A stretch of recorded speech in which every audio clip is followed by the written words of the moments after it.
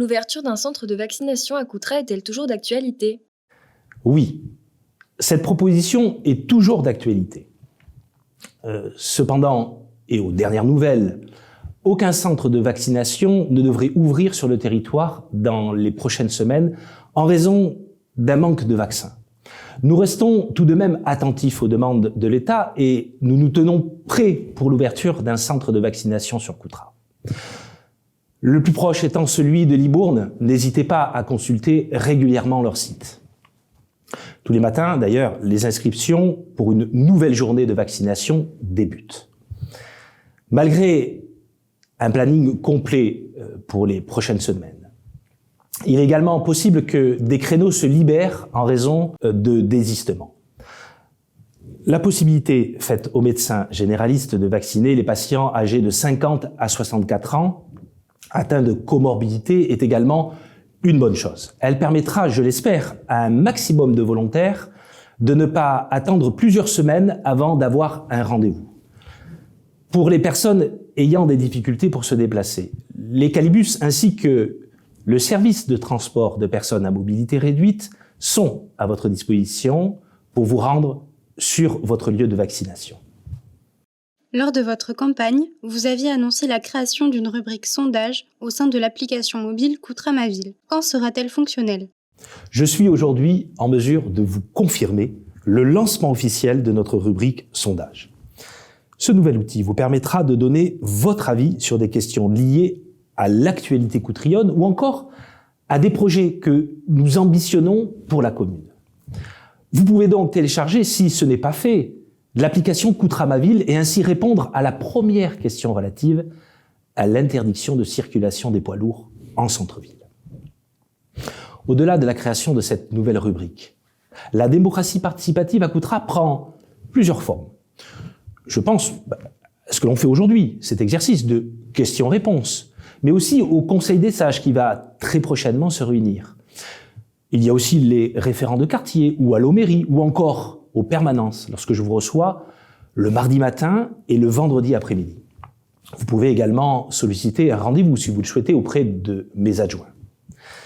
Tout au long du mandat, nous continuerons de développer ces dispositifs afin de recueillir votre avis, de vous associer au processus de décision et de renforcer la proximité entre citoyens et élus.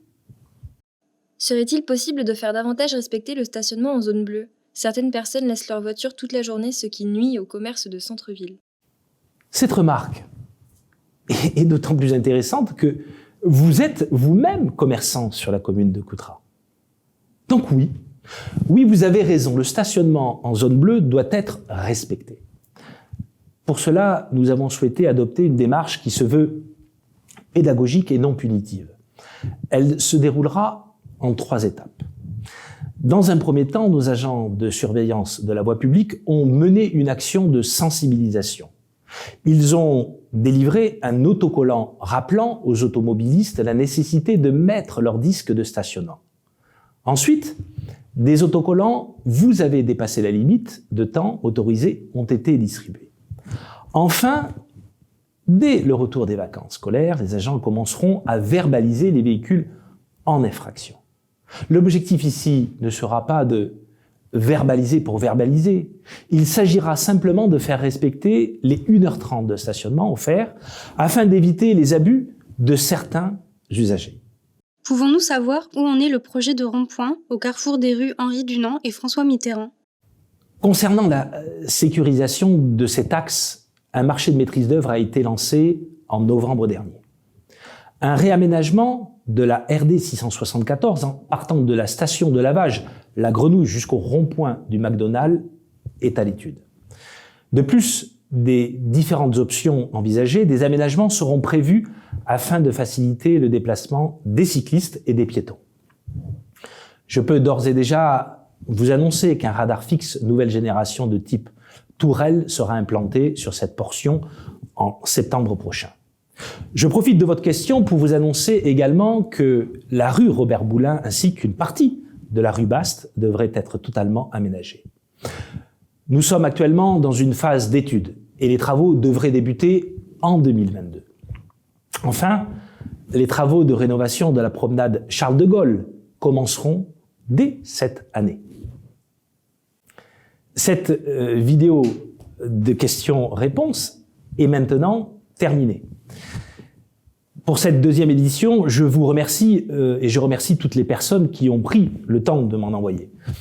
Alors évidemment, toutes les questions n'ont pas été traitées aujourd'hui ou abordées et je m'en excuse, mais toutes feront l'objet d'une réponse écrite, je m'y engage. Donc à très bientôt pour une prochaine séance vidéo et bonne fin de journée.